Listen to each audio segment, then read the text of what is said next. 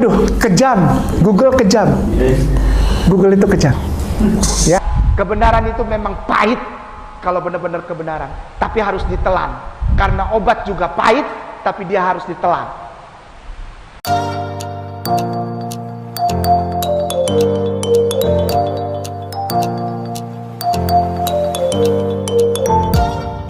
Halo teman-teman, berjumpa lagi dengan saya.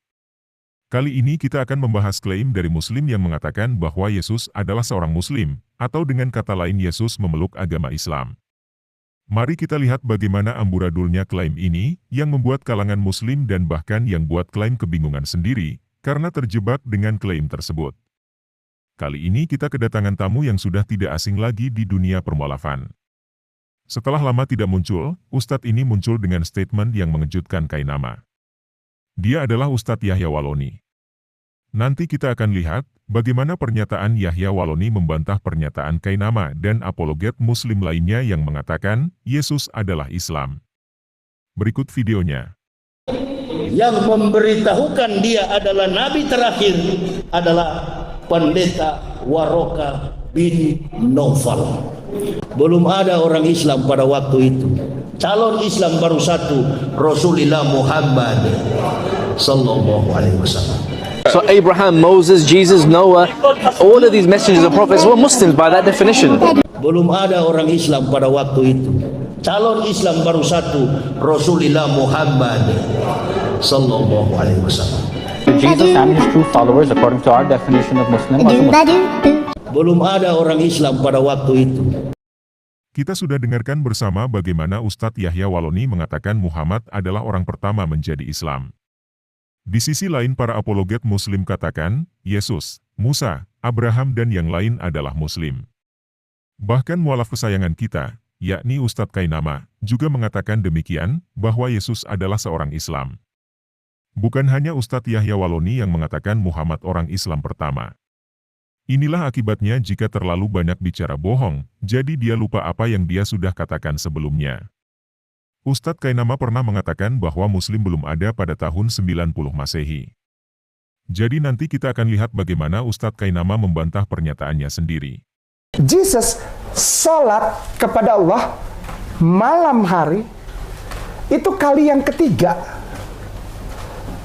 Dan menghadapnya kemana? Ke kiblatnya. Yerusalem. Al-Aqsa. Kalau orang sholat punya kiblat kepada Allah, agamanya apa? Islam. Selesai. Engkau disuruh Yesus untuk jadi Islam. Belum ada orang Islam pada waktu itu. Calon Islam baru satu, Rasulullah Muhammad sallallahu alaihi wasallam.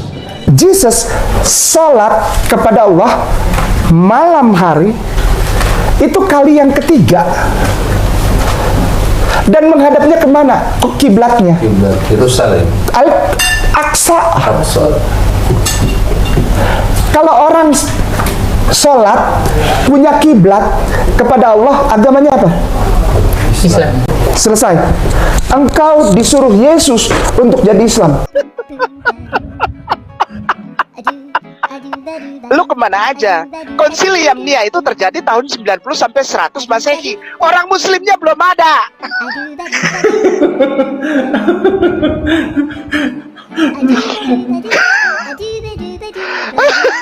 Kita baru dengar bersama dalam diskusi mereka, di mana kesimpulan diskusinya, mereka mengatakan bahwa Yesus Islam.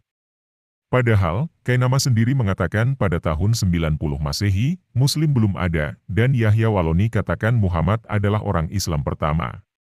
Jika Muhammad adalah orang pertama menjadi Islam, pada tahun 500-an Masehi, artinya orang sebelum dia tidak bisa dibilang sebagai orang Islam. Kira-kira, menurut teman-teman pernyataan mana yang kita bisa percaya dari kedua pernyataan mereka? Silakan komentar yang sopan. Oke teman-teman, demikian tanggapan kita terhadap klaim Muslim. Terima kasih untuk dukungan teman-teman.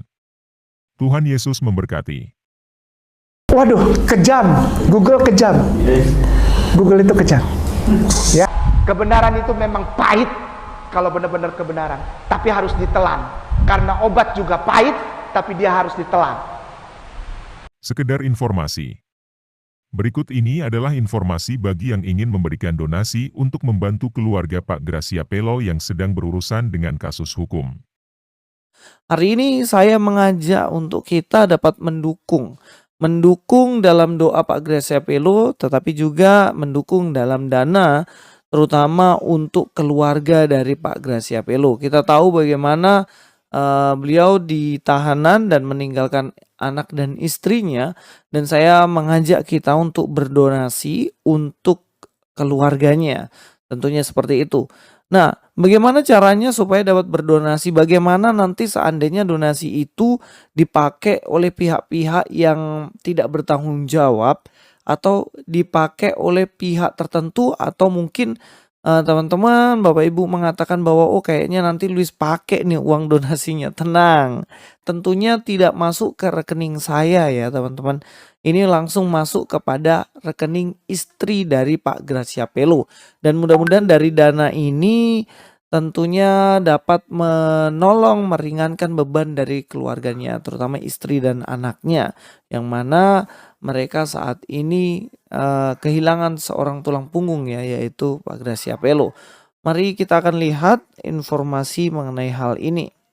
Ya, ini merupakan chatting yang di-share langsung dari Mas Didit dan tim ya. Dikatakan, "Shalom, kami mengucapkan terima kasih kepada Bapak Ibu Saudara yang sudah mendukung Pak Gracia Pelo dalam doa, daya, dan dana dalam mengajukan pra-peradilan.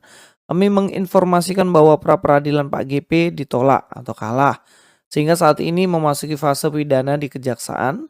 Mengingat kebutuhan dana bagi sidang pidana di bulan Maret ini sangat besar, maka kami kembali membuka donasi untuk memberikan persembahan kasih kepada Pak Gracia Pelo dan keluarga. Donasi bisa disalurkan melalui rekening satu pintu ke rekening istri Pak Gracia Pelo. BCA ya, ini rekeningnya atas nama Rosa Christina, dan ini nama dari istri Pak Gracia Pelo. Jadi tidak ada masuk ke pihak yang lain, langsung masuk ke pihak dari Pak Gracia Pelo sendiri, yaitu Ibu Rosa ya. Bukti transfer bisa diinformasikan ke nomor WhatsApp admin WA FM di nomor ini ya. Silakan langsung hubungi saja. Rekening tersebut telah disetujui oleh keluarga dan tim Pak Gracia Pelo di Malang dan diawasi juga oleh Didit, Juli, dan tim. Ya, mari kita dukung selalu dalam doa dan puasa supaya Tuhan selalu melindungi dan membuka jalan bagi Pak GP, keluarga, dan lawyer. Doakan juga agar aparat penegak hukum bisa menjalankan tugasnya dengan mewujudkan keadilan sosial bagi seluruh rakyat Indonesia. Terima kasih. Tuhan Yesus memberkati kita sekalian. Amin. Ya, itu adalah chat yang tersebar, dan teman-teman silahkan cek sendiri. Itu rekeningnya bukan kepada saya, bukan kepada Mas Didit dan tim, tetapi langsung kepada Ibu Rosa sendiri. Tapi apa maksudnya diawasi oleh tim? Yang artinya nanti kegunaan dari uang ini jelas diawasi oleh Mas Didi dan tim supaya tepat guna, bisa dipakai untuk mendukung kebutuhan keluarga dan juga bisa mendukung biaya-biaya yang lainnya. Sebenarnya itu yang menjadi poinnya, tetapi pemberian ini tentunya harus sukarela, bukan terpaksa ya. Kalau Bapak Ibu memang rasa aduh berat sekali beban hidup saya nggak bisa membantu ini, itu pun tidak masalah. Jangan jadikan pemberian ini menjadi beban.